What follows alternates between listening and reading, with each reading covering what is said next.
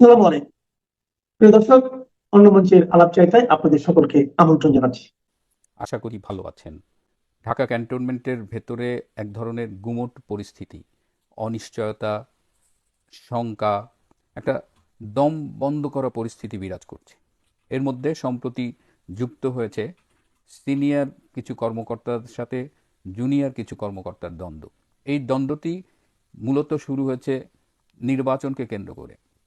যারা formation commander অর্থাৎ brigadier এবং তার উপরের র্যাঙ্কে যারা আছেন, তারা চাইছেন যে ডক্টর ইনুস জাতীয় নির্বাচন দিয়ে, একটা সুষ্ঠু গ্রহণযোগ্য নির্বাচন দিয়ে নির্বাচিত সরকারের হাতে ক্ষমতা হস্তান্তর করে তিনি বিদায় নিক এবং সেনাবাহিনী সে অন্যান্য বাহিনীও ব্যারাকে ফিরে আসুক। কিন্তু অন্যদিকে একটা জুনিয়র সেনা কর্মকর্তারা এরা চাইছে যে ডক্টর ইনুস ৩-৪ বছর সময় লাগুক, তারপরে সুবিধা মতো সময় একটা নির্বাচন দেওয়া যাবে। এই যে জুনিয়র গ্রুপটা যারা ডক্টর ইনুসকে সময় দিতে চায়, এদের পেছনে কিন্তু ইন্ধন যোগাচ্ছে কিছু সাবেক সেনা কর্মকর্তা। তার মধ্যে যেমন lieutenant colonel Hasinur, colonel Shahid, major Delwar, major Zia, major Afridi, এরকম কয়েকজন জড়িত আছে। এই যে নামগুলো বললাম, এদের অনেকেই আবার বিভিন্ন আন্তর্জাতিক জঙ্গি গোষ্ঠীর সাথে জড়িত। এরাই জুলাই আগস্টের তথাকথিত বিপ্লবে স্নাইপার রাইফেল সহ অন্যান্য আগ্নেয়াস্ত্র সরবরাহ করেছিল। এরা ক্যান্টনমেন্টে এইসব তরুণ সামরিক কর্মকর্তাদের বিভিন্নভাবে উস্কানি দিচ্ছে এবং এদের এক অংশ এমনও প্ল্যান করেছে যে তারা রাষ্ট্রপতি শাহাবুদ্দিন চুপ্পু, সেনা প্রধান, নৌবাহিনীর প্রধান এবং বিমান বাহিনীর প্রধান, এদের সবাইকে ক্ষমতাচ্যুত করতে চায় এবং এর জন্য প্রয়োজনে তারা একটা সেনা বিদ্রোহেরও প্রস্তুতি ভেতরে ভেতরে নিচ্ছে এবং তাদের সম্ভাব্য বিদ্রোহর দুটো তারিখ তারা ঠিক করেছে। প্রয়োজনে একটা সেনা বিদ্রোহেরও পরিকল্পনা করছে। ঢাকা ক্যান্টনমেন্টে যতদূর জানি ২৭টি অস্ত্রাগার আছে, কম বেশি হতে পারে। তো এই অস্ত্রাগারগুলো নিরাপত্তাটা নিশ্চিত করতে হবে। এবার কোনো কারণে যদি ঢাকা ক্যান্টনমেন্টে একটা সামরিক অভ্যুত্থান বা এরকম বিপ্লব প্রতিবিপ্লব হয়, তাহলে একটা ভয়াবহ পরিস্থিতির সৃষ্টি হবে। এদিকে ক্যান্টনমেন্টের পরিস্থিতি আমি শুরুতেই বলেছি বেশ নাজুক। ক্যান্টনমেন্টে আমরা দেখেছি যে সেনা কর্মকর্তারা বিভিন্ন রাজনৈতিক দলে উপদলে বিভক্ত। সামাজিক যোগাযোগ মাধ্যমে বিভিন্ন সামরিক কর্মকর্তাকে নিয়ে বিভিন্ন অপপ্রচার চলছে।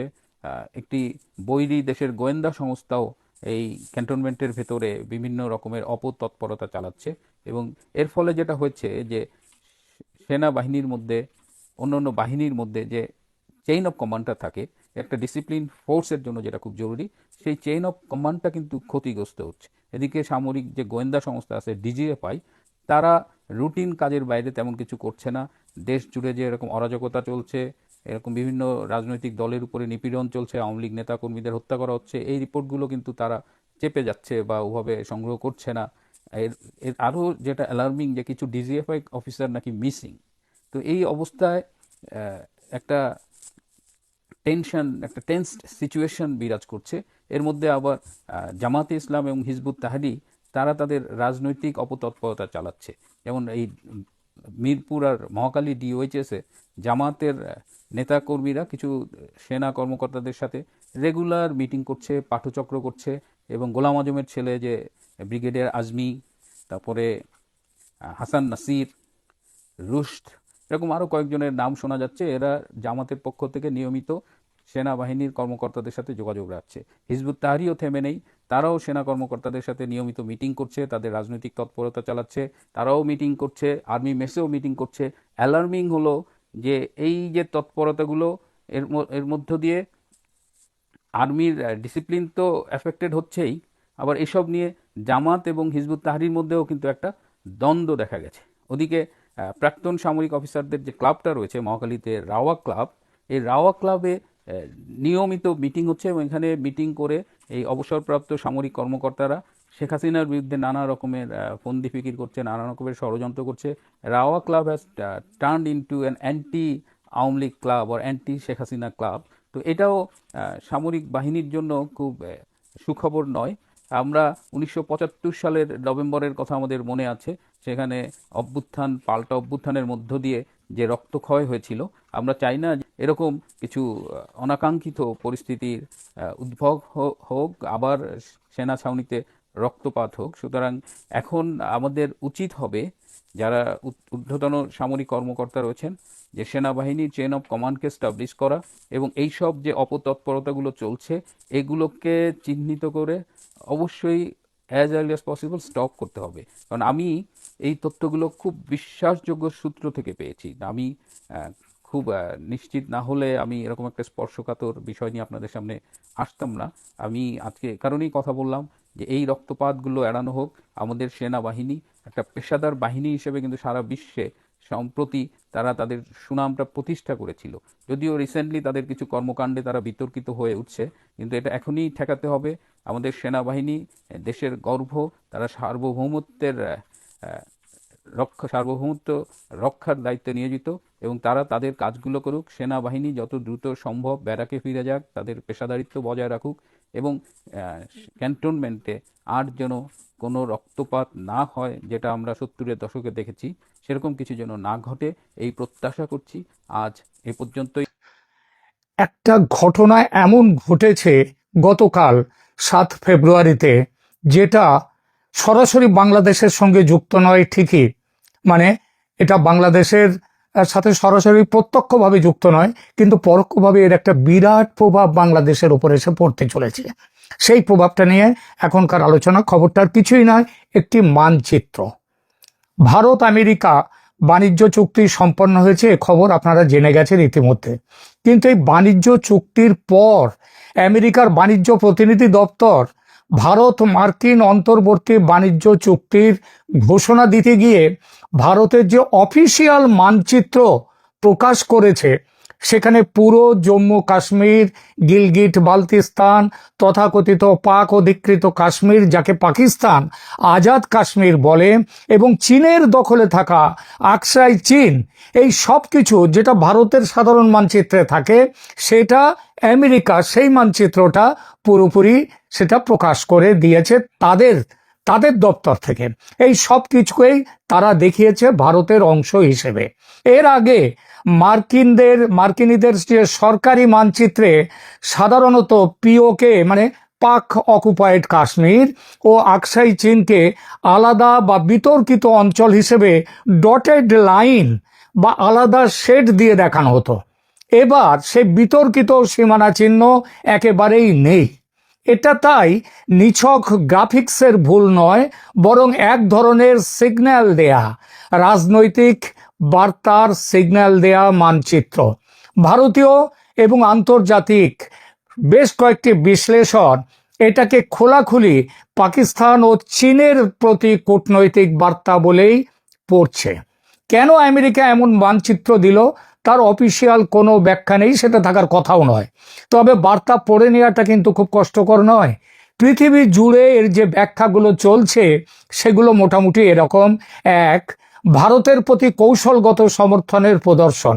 মানচিত্রটি এসেছে ঠিক সেই সময় যখন ভারত মার্কিন বাণিজ্য চুক্তির মাধ্যমে দুই পক্ষ শুল্ক মানে মার্কিনিরা শুল্ক 50% থেকে কমিয়ে আনছে প্রায় 18% লেভেলে। এবং বেশ কিছু শুল্ক তো বেশ কিছু পণ্য ভারতের ফার্মাসিউটিক্যালস ইত্যাদি তো বটেই, যেগুলো হচ্ছে অলরেডি এগুলো 0% রয়েছে। ভবিষ্যতে যখন পূর্ণাঙ্গ দ্বিপাক্ষিক বাণিজ্য চুক্তির দিকে যাওয়ার ঘোষণাও মার্কিনিরা দিচ্ছে। একই সঙ্গে ইন্দো প্যাসিফিক কোয়াড চিপস যে supply chain, defence technology transfer সবখানেই আমেরিকা এখন ভারতকে অ্যাঙ্কার পার্টনার হিসেবে। দ্বিতীয়ত, পাকিস্তান ও চীনের প্রতি বার্তা। বেশ কিছু রিপোর্ট সরাসরি লিখেছে এটা পাকিস্তানের জন্য ডিপ্লোম্যাটিক ঝটকা। বিশেষত আসিম মুনির এবং প্রেসিডেন্ট ট্রাম্পের মধ্যে যে সাম্প্রতিক ভীষণ রকমের প্রণয় দেখা গিয়েছিল, সেই প্রণয় যে এভাবে বিচ্ছেদে রূপান্তরিত হওয়ার জায়গায় এসে পৌঁছবে এটা কেউ বুঝতে পারেনি। এবং চীনের জন্য একটা স্পষ্ট ইঙ্গিত যে আকসাই চীনের মানে লাদাখের যে অংশ চীন দখল করে নিয়েছিল, আকসাই চীনের প্রশ্নে ওয়াশিংটন ভারতের বয়ানকে মেনে নিচ্ছে। এর আগে পাকিস্তান 2020 সালে নিজের এক রাজনৈতিক মানচিত্রে পুরো জম্মু কাশ্মীর এমনকি গুজরাটের জুনাগড় পর্যন্ত তাদের নিজেদের বলে দেখিয়েছিল। চীন তারা কি করেছিল 2023 সালে স্ট্যান্ডার্ড ম্যাপ দিয়ে অরুণাচল ও আকসাই চীনের ওপরে তাদের নিজেদের দাবি পেশ করেছিল, বলেছিল ওটা তাদের এলাকা। এখন সেই মানচিত্র যুদ্ধে আমেরিকা এই প্রথমবারের মতো সরাসরি ভারতের পক্ষে দাঁড়ালো, এই প্রথম সরাসরি। 3 নম্বর, ভারতের দীর্ঘদিনের অভিযোগ মিটিয়ে দিল আমেরিকা। ভারত বহু বছর ধরে মার্কিন স্টেট ডিপার্টমেন্ট সমেত আন্তর্জাতিক সংস্থাগুলোর কাছে অভিযোগ করে আসছিল যে তাদের মানচিত্রে ভারতের সীমানা ঠিকভাবে দেখানো হয় না। বিশেষ করে জম্মু কাশ্মীর, আকসাই চীন, অরুণাচল এসবগুলো অনেক সময় ডটেড লাইন দিয়ে আলাদা করে দেখানো হচ্ছিল। নতুন মানচিত্র কার্যত সেই ভারতীয় অভিযোগকে স্বীকার করে কারেক্টেড ম্যাপ, সংশোধিত মানচিত্র হিসেবে হাজির হয়েছে। চতুর্থত, ট্রাম্প প্রশাসনের অভ্যন্তরীণ রাজনীতি ও ডায়াসপোরা ফ্যাক্টর, সেটা কি দেখা যাক। বর্তমান ট্রাম্প প্রশাসন ভারত মার্কিন ট্রেড ডিলকে নিজেদের সাফল্য হিসেবে প্রজেক্ট করছে এবং ভারত আমেরিকার ভোট ব্যাংকের কাছে জিও স্ট্র্যাটেজিক যে প্রো ইন্ডিয়া ইমেজ তৈরি করাটাও তাদের রাজনৈতিক হিসাবের অংশ। এই ধরনের মানচিত্র diaspora sentiment, Hindu nationalist segment এবং ভারতীয় মেইন স্ট্রিম মিডিয়ায় খুব পজিটিভ একটা রিসেপশন তৈরি করে, যা অভ্যন্তরীণ রাজনৈতিক লাভও এনে দেয়। যদিও এটা সোর্স হিসেবে লেখা নয়, তাহলেও এটা সামঞ্জস্যপূর্ণ একটা বিশ্লেষণ। পাকিস্তানের ওপরে এই ঘটনার তাৎক্ষণিক প্রভাব পড়বে। কাশ্মীর ইস্যুতে পাকিস্তানের কূটনৈতিক বিচ্ছিন্নতা আরও বাড়বে। পাকিস্তানের দীর্ঘদিনের কৌশল ছিল ওয়াশিংটন, লন্ডন, ব্রাসেলস সমেত পশ্চিমের রাজধানীগুলোতে কাশ্মীর ইস্যুর আন্তর্জাতিকীকরণ করে দেয়া। এখন সবচেয়ে প্রভাবশালী পশ্চিমের শক্তি আমেরিকা যখন অফিসিয়াল মানচিত্রেই পাক অধিকৃত কাশ্মীরকে ভারতের অংশ ধরে নেয়, গিলগিট বালতিস্তানকে যেগুলোকে ওই চীনের কাছে দেওয়ার জন্য সব করে দিয়েছিল এবং যেগুলো এখন পাকিস্তান, যার ওপর দিয়ে ওই BRI আসছে, হ্যাঁ, বর্ডার রোড ইনিশিয়েটিভ যেখান দিয়ে আসছে, তো এইগুলো এই কূটনৈতিক বয়ানে নৈতিক ও ইমেজ বেসড ওজন যেটা ছিল চীনের পক্ষে, পাকিস্তানের পক্ষে, সেটা মারাত্মকভাবে এখন কমে যাবে। বাংলাদেশ, গালফ, দক্ষিণ পূর্ব এশিয়ার মতো মুসলিম বহুল বা ডেভেলপিং দেশগুলোর কাছে পাকিস্তান যখন কাশ্মীর ইস্যুতে সমর্থন চাইবে, তখন তারা সহজেই বলতে পারবে বড় শক্তিগুলো তো এখন ভারতের মানচিত্রের সঙ্গে তাল মিলিয়ে চলছে, তাহলে তোমরা কেন এসব বলছো। দ্বিতীয়, এছাড়া ইসলামাবাদ ওয়াশিংটন সম্পর্কের যে ট্রাস্ট ডেফিসিট বা সম্পর্কের অবনতি আরও গভীর হয়ে গেল। পাকিস্তান এখন international monetary fund, world bank, Gulf donors, তাদের সবার সহায়তার উপরে ভীষণ নির্ভরশীল। ঐতিহ্যগতভাবে এসব ফোরামে আমেরিকার প্রভাব অনেক।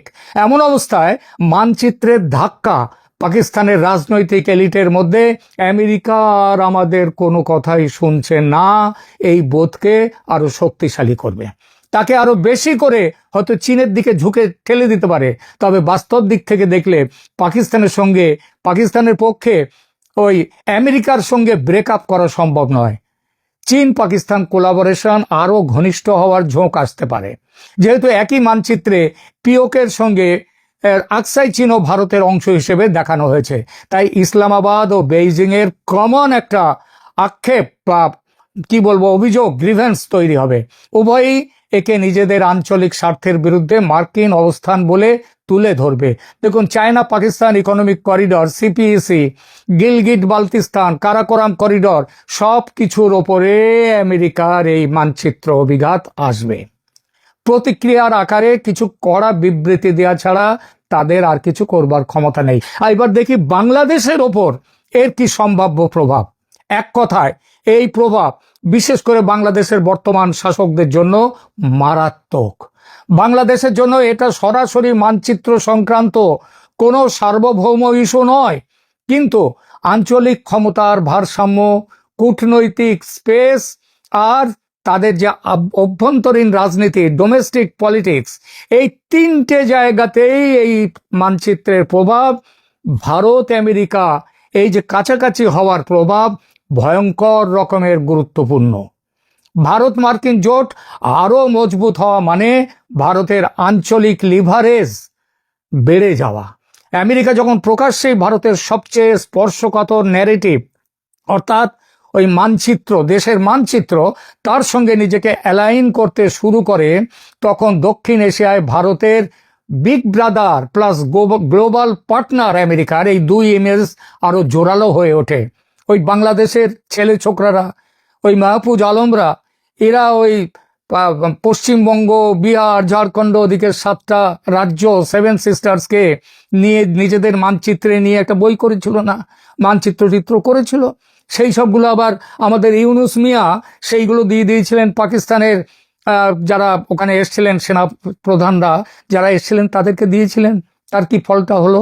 এইবার দেখা গেল এইগুলো আর করার ক্ষমতা কেন এরই মানে চিন্তার মধ্যে আনতে পারবে না।